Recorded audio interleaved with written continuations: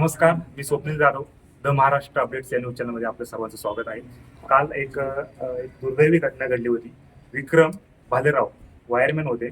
गिरवली या ठिकाणी ते थांबल्यावरती म्हणजे काम करत असताना त्यांना शॉक लागून त्यांचा दुर्दैवी मृत्यू झाला. तर आपल्या समवेत त्यांचे कुटुंबीय आहेत. तुमचं नाव सांगा. मी पंढरीनाथ बाबा माझा पिकला होता. आमचं एवढंच नाही मागितलं बाहेर करत नसता टेबल फुटला म्हणून त्या एकाच कर्मचाऱ्याला पाठवलं. जर समजा त्याच्यासोबत दुसरा जर कर्मचारी दिला असता तर ही घटना टळू शकली असती. नेमकी काय घटना घडली होती? वायर तुटल्याच्या नंतर आमचा पिकल्या त्या गिरवली या ठिकाणी गेला आणि तो फ्यूज काढून काम करत होता.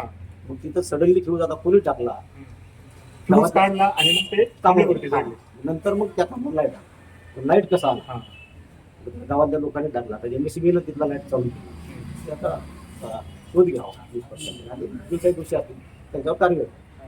कुटुंबीय तुमची म्हणून जे दोषी असेल त्यांच्यावर कारवाई झाली पाहिजे असं तुमचं म्हणणं. तर तुमचं नाव सांगा. पंढरीनाथ बाबूराव. तर हे होते पंढरीनाथ बाबूराव भालेराव, चुलते होते ते. जे विक्रम भालेराव आहे त्यांचे हे चुलते आहे. त्यांनी आरोप केलाय की ज्या वेळेस ते खांबावरती चढले त्यावेळेस फ्यूज काढले होते. ज्यानंतर खांबावरती गेले, काम करत असताना त्यांना अचानक करंट लागला. नेमकी फ्यूज काढल्यानंतर करंट कसा आला हा त्यांचा आरोप आहे, बरोबर ना? तर त्यांनी सांगितलं ही जी घटना घडली या घटनेचा शोध घेतला पाहिजे आणि याच्यावरती जो दोषी आहे त्यांच्यावरती कारवाई व्हावी अशी आता या कुटुंबियांची मागणी आहे. मी स्वप्नील जाधव, द महाराष्ट्र अपडेट्स, आंबेगाव, गिरवली. प्रगती विक्रम भालेराव कामाला याला गेले होते, साईडवर कामाला गेले होते. काय घडलं होतं मग ते कामाला गेले होते? सकाळी 9 वाजता गेले. जात्या वेळेस टेन्शन मध्ये होते. मी विचारलं होतं काय झालं. मला म्हणले गावाकडून आलं तेव्हापासून ते नाही का साहेब परेशान करत होते, त्यांना जास्त रात देत होतं. त्याच्यामुळे ते टेन्शन मध्ये होते जास्त. तरी म्हणलं मी विचारलं काल काय झालं तुम्हाला, तर ते सांगितले लय टेन्शन येते माझ्या, साहेब लय सतवते. ते गिरवलीला कामावरती गेले त्यावेळेस काय झालं होतं? काम खांबावरती चढले होते. तिथे काय झालं मग त्यांना? वरच शॉर्ट लागलो. फ्यूज काढून वर गेले वाटते. कोणीतरी येऊन फ्यूज टाकले वाटते. ते वरच ते फ्यूज काढून वरती खांबावरती चढले होते. नंतर मग अचानक करंट लागला त्यांना. कोणीतरी येऊन फ्यूज टाकलंय म्हणून तुम्ही असा आरोप करताय का फ्यूज टाकले असते कोणतरी? टाकलेच असते. मग काय या संदर्भात तुम्ही पोलीस स्टेशनला गेले होते का? गेले होते. फक्त काहीच नाही करू म्हणले ते गावाकडे जाऊन या तुम्ही. त्यांचं ते हे करा नंतर बघू. ते काही दाखल काही नाही केलं. काय दाखल केलेलं नाही. ही मुलं आहे का तुमची? काय नाव आहे तिथे तुझं? तुझं बाळा काय नाव आहे? आदित्य. कितवीला आहे तू? तिसरीला आहे का? ठीक. तुमचं नाव सांगा. विकास किशन भालेराव. काय घडलं होतं गिरवली या ठिकाणी काल? आमचे भाऊ कामाला गेले होते. तुमचे सख्खे भाऊ आहे का ते? सख्खे भाऊ. काय घडलं होतं? विक्रम किशन भालेराव. लाईनला गेले होते कामावर. कामाच्या वेगळ्या नंतर फ्यूज काढली होती. फ्यूज काढले होते. काढल्याच्या नंतर ते नाही फ्यूज कोण टाकले काय नाही ते आम्हाला काही माहित नाही. आमच्या भावाला शॉक लागला आणि अडकून पडले होते. खाली पडले नाही, वरती अडकूनच होते. नंतर मग ते आता लोकांनी फोटो होते माणसं ते बघून त्याला बाहेर हे करून त्याला खाली उतरले. ते कोणी बी करणार असेल त्याला आम्हाला न्याय पाहिजे. आमच्या भाऊचे कसं गेलेला आहे. 2 लेकरं आहेत, एक मुलगी आणि एक मुलगा आहे. बरोबर त्याच्यामुळं हे आहे. तुमच्याकडून ऍक्शन घ्या. तुमच्याकडून ऍक्शन आम्हाला तुम्हाला शब्द देतो माझ्याकडनं. आमचे काही महाराष्ट्रामध्ये 45,000 लाईन स्टाफ आहे. प्रत्येकाचा जीवाळ मूल्य लाईन स्टाफ सगळे लाईनवर काम करतात. ऐका लाईन स्टाफ हा गरीब घरातला पोरगा आहे. लाईन स्टाफ गरीब घरात नाही साहेब.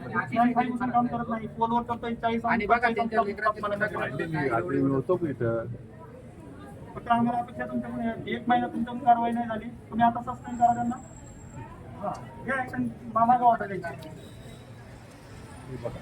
ही चौकशी करून करावं लागते कारवाई.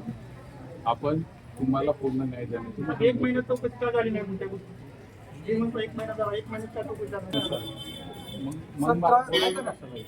ऐकून घेण्याच्या अगोदर आम्ही बोललोय त्रास सहन केलाय त्याच्यानंतर तो व्यक्ती गेलाय मान्य तरी तुम्ही आता म्हणताय की मला एक तुमच्याकडे जेवढे पण डॉक्युमेंट आहेत ना, दुसरा बाहेर ऐका ना, दुसरा कुठला अपघात वगैरे असं नाही कुठल्या तरी गरीब भारतात आपल्या आणि मी शब्द गावात देतो ना तुम्हाला आणि मी किती वेळा तेच तेच कारण बोलायला काय बाकीचे परत बाकीचे कर्मचारी पण आहे, बाकीचे अधिकारी बरं का.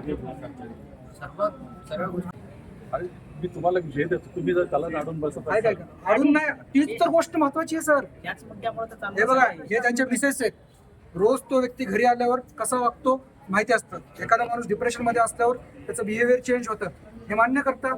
त्या बिहेवियरचा इम्पॅक्ट त्याच्या फॅमिलीवर होतो, हे तर माहिती ना तुम्हाला. ते यांनी सहन केले विनाकारांची चिडचिड, आणि स्पष्ट त्यांनी पण सांगितलंय की या व्यक्तीने आज मला बोललंय, विनाकारण बोललाय, हे झालंय, मला काढून टाकण्याची धमकी दिली आहे. लय काय बोललाय तो व्यक्ती. त्या व्यक्तीला काढून टाकण्याची अधिकार जरी नसले अधिकार तरी नाहीये. ऐका अधिकार नाही. मला तुम्हाला अधिकार बोलण्याचा काय संबंध आहे? तुला कुणी अथॉरिटी दिली सारखं धमकी देत होता. अथॉरिटी कोणी दिली आहे की तुला काढून टाकण्याची? मला दाखवा तुम्ही, रेकॉर्डिंग आहे मला दाखवा तुम्ही. आपल्याला ठीक आहे, आता इथे पहिलं मला विनंती करतो, पहिलं वेळ आहे, त्याला वेळ आहे ना. वेळ नाही ना सर, तुम्ही तो पुढे वेळ खाणार ते सगळं. एक महिना झाला त्या वेळेत. ऑलरेडी 1 महिना गेलाय सर. एक मिनिट. आता जर अशीच परिस्थिती पूर्ण महाराष्ट्रात सगळं चालायचं, आपल्या प्रशासनाकडनं पूर्णतः सहकार्य झालं असतं ना, कुठलाही लाईन स्टाफ. मी तुम्हाला बोलतोय ना, मी सहकार्य करतो तुम्हाला सगळं. हो साहेब, आम्हाला आता सहकार्य करता मान्य आहे, परंतु आता तुम्ही निर्णय घेण्याची गरज आहे साहेब. जर आजचा निर्णय उद्याचा तर फायदा देऊन आता सगळं. आपण हे नंतर कारवाई करू, हे नंतर होणार नाही साहेब. क्विक नाही सर, क्विक नाही एक उदाहरण, एक छोटंसं उदाहरण सांगतो साहेब. परिस्थिती नाहीये जास्त बोलण्याची, परंतु या ठिकाणी जर एखादा क्लास 4 मधला माणूस जर क्लास 1 सोबत जर तक्रार झाली असती, त्याला जागी सस्पेंड केलं असतं आणि त्याची चौकशी नंतर लावली असती साहेब. या ठिकाणी अगोदर सस्पेंड करून चौकशी पहिले नंतर सस्पेंड करा करून ना. टाकलं असतं आमच्या माणसानं. आमची मागणी ही आहे साहेब. मी चौकशी करून सगळं तुम्हाला न्याय देण्याचा प्रयत्न करतो. बस ऐका साहेब, आता या ठिकाणी सर्व आहेत साहेब, त्यांचे नातेवाईक आहेत, विशेष मग आहेत. मी ते शब्द सगळे देतो त्यांचे ना. भाऊ वगैरे आहेत, आई-वडील पण आहेत साहेब. त्यांच्या घरातला करता माणूस गमावलाय, तुम्ही योग्य निर्णय घ्या साहेब. आणि ही वेळ आहे आणि योग्य निर्णय घेण्याची. सांगतोय आम्ही तुम्हाला स्पष्ट, त्या व्यक्तीमुळेच गेलाय, तरी तुम्ही डिसिजन घ्यायला मागं पुढे बघताय. पुढे जाऊन भाऊ काय विषय माहिती का, पुढे जाऊन आपण चौकशी करूया ना. काय चौकशी करू? ह्यांच्यामधल्या कोण ना कोण चौकशी काय करणार? करणार? चौकशी काय करणार? तुम्हाला काय मुद्दा माहिती आहे? तुमच्याकडचे काय कंप्लेंट आहेत त्या मला लगेच देतो आम्ही आता. मी सांगतोय ना, माझी पहिली कंप्लेंट हीच आहे की त्या व्यक्तीमुळे माझ्या काकाचा जीव गेलाय. 9/1 ला सर तुमच्याकडे त्यांनी लेखी तक्रार लेखी तक्रारी दिलेली आहे साहेब.